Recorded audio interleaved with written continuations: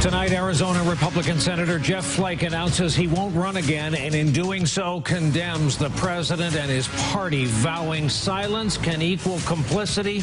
He says it's time to stand up. And a second attack on the president by Tennessee's Bob Corker, who again invoked adult daycare and found himself victim of 5 presidential tweets. All that and news tonight on the purported and at times pornographic dossier detailing Trump's trip to Russia, specifically who paid for it. The 11th hour on a busy Tuesday night begins now. A lot to talk about. Our friends are all here. Good evening once again from our NBC News headquarters in New York.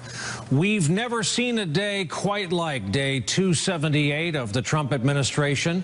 As one Republican who has advised several past presidents put it in the Washington Post tonight, this is the ice beginning to crack.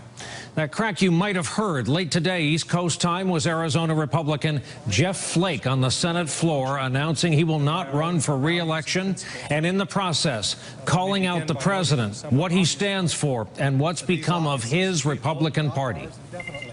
We must stop pretending that the degradation of our politics and the conduct of some in our executive branch are normal. They are not normal.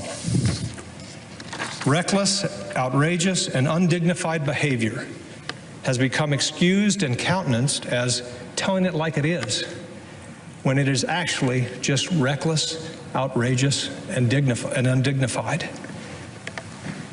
And when such behavior emanates from the top of our government, it is something else. It is dangerous to a democracy. I have children and grandchildren to answer to. And so, Mr. President, I will not be complicit or silent.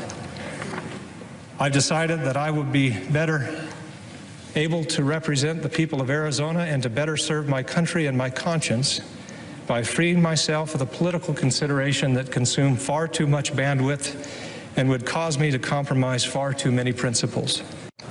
Senator Flake was even more blunt in an op-ed in the Washington Post out tonight. The headline simply reads, "Enough." He writes, "How many more disgraceful public feuds with Gold Star families can we witness in silence before we ourselves are disgraced? How many more times will we see moral ambiguity in the face of shocking bigotry and shrug it off? How many more childish insults do we need to see hurled at a hostile foreign power before we acknowledge the senseless danger of it?" A source close to former White House chief strategist and current Trump ally Steve Bannon says his reaction to Flake's retirement announcement was, quote, "Another day, another scalp." Reaction at the White House was a bit more understated. I haven't spoken with him directly since the announcement by Senator Flake, but I think that based on previous statements and certainly based on the lack of support that he has from the people of Arizona, it's probably a good move. Making today even more extraordinary, Flake was not the first senator from Trump's own party to criticize him. Senator Bob Corker, who is also not running for re-election, has been engaged in this back and forth with the president for the better part of 2 months now.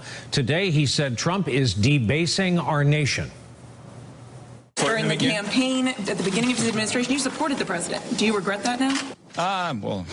What do you think? Look, I think people, look, I think there were many people, I was one of those, that hoped that, you know, he would rise to the occasion as president and aspire to lead our nation instead of dividing it. And, you know, it's obvious his political model and governing model is to divide. You know, it's a sad place from my perspective for our nation, and I think that the worst of it is going to be just the whole debasing, if you will, of our nation. I think that'll be the contribution that hurts our nation most. You think the president's debasing the nation?